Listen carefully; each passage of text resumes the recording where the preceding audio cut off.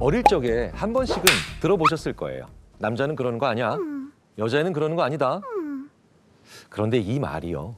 우리 어린이들의 감정을 굉장히 그리고 심각하게 망가뜨립니다. 남자는 화내는 거 아니다. 우는 거 아니야. 이런 말을 계속해서 들은 남자아이들은요. 슬픔이라고 하는 것을 어떻게 표현해야 하는지를 잘 모르게 되죠.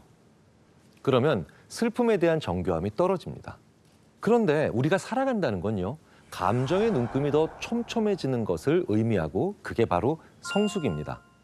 다양한 정도로 슬픈 영화나 아니면 재밌는 영화를 보여주고 사춘기 아이들이나 혹은 그보다 더 어린 애들에게 그리고 성인에게 보여주면 슬픔의 정도와 기쁨의 정도를 크기로 표현해보자라고 했을 때 어른들은 요건 요만큼 기뻐. 요만큼 기쁘고 이건 되게 기뻐. 7개, 8개의 크기로 나눌 수가 있습니다. 그런데 아직 감정이 성숙하지 않은 그런 친구들은요. 기뻐. 재미없어. 하나도 안 슬퍼. 무지 슬퍼. 2개밖에 없어요. 자, 이 얘기가 무슨 얘기냐면 감정의 눈금의 촘촘함을 만들지 못하면 그게 바로 성숙하지 못하다라는 겁니다. 그래서 우리는 이런 장면들을 자주 목격하게 되죠. 어깨를 살짝 부딪혔는데 말도 안 되게 크게 화를 내고 약간만 어떤 마음에 안 드는 일이 일어나도 감정의 조절이 안 되는 것. 그 사람들은 마음의 눈금이 2개 혹은 3개밖에 없기 때문입니다. 정상적으로 성숙한 성인이라면 7개, 8개가 돼야 되는데도 말이죠. 자, 그런데 어렸을 때 남자아이들에게 남자는 우는 거 아니야. 여자애들에게 그렇게 방정 맞으면 안 돼. 이런 식으로 어떤 특정한 감정의 표출을 막아버리면 정서적으로 아이를 성숙하지 못하게 만들어버리는 그런 말이 되는 거예요. 어른들의 세계로 와볼까요? 예를 들면 회사에서 부장과 과장 사이에 마찰이 있습니다. 그 부장과 과장보다도 더 위에 있는 상무님이 부장이니까 무조건 참아.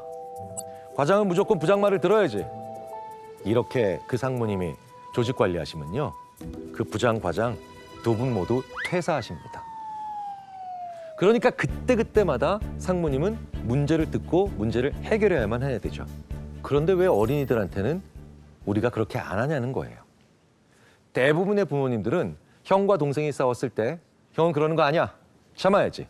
혹은 동생이 그러는 거 아니야. 형 말 잘 들어야지. 이렇게만 얘기를 하십니다. 형인 어린이든 동생인 어린이든 마음속에서 어떤 생각을 하게 될까요? 억울함, 혹은 자포자기, 혹은 무기력 이런 게 굉장히 크게 생길 수밖에 없게 되겠죠. 우리는 재미있게도 문제에 대한 본질을 전혀 보지 못한 채 넌 형이니까, 넌 동생이니까 이런 말도 안 되는 규칙을 만들어 버려요. 그런데 이때 부모님들이 왜 이런 규칙 만들기를 좋아하는지 아시나요? 규칙은요, 편하게 문제를 해결하고 싶어서 만드는 겁니다. 규칙 만들어 놓고 이 규칙을 따라 라고 하는 그런 편안함에 대한 유혹을 이겨내야 됩니다. 지금 현재는 매 순간 조금 힘들지만 그때그때마다 문제를 들어보고 사안마다 문제를 해결해주는 수고스러움을 마다하지 않으셔야 합니다. 왜?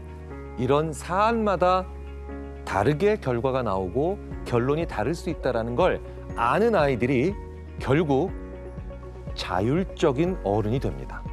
그리고 이 자율적으로 일하고 자율적으로 생각할 수 있는 인재를 바로 현대의 어떤 기업이든 가장 원하는 인재라고 보고 있다는 점을 우리가 곰곰이 생각해 볼 필요가 있다는 겁니다. 그럼 간혹 똑같이 혼내야 되냐고 물어보시는 분들도 계세요. 여전히 그것도 단순한 원칙이죠. 정답은 끊임없이 고민하기입니다. 어린이들의 말을 다 들어주고 그때그때마다 답이 달라야 돼요. 그래서 저는 원칙 있고 소신 있는 부모라는 그런 환상을 버리라고 말씀을 드립니다. 단순한 규칙 몇 개가 세상과 가정을 그리고 학교를 이끌 수 있는 시대는 이미 지나갔거든요.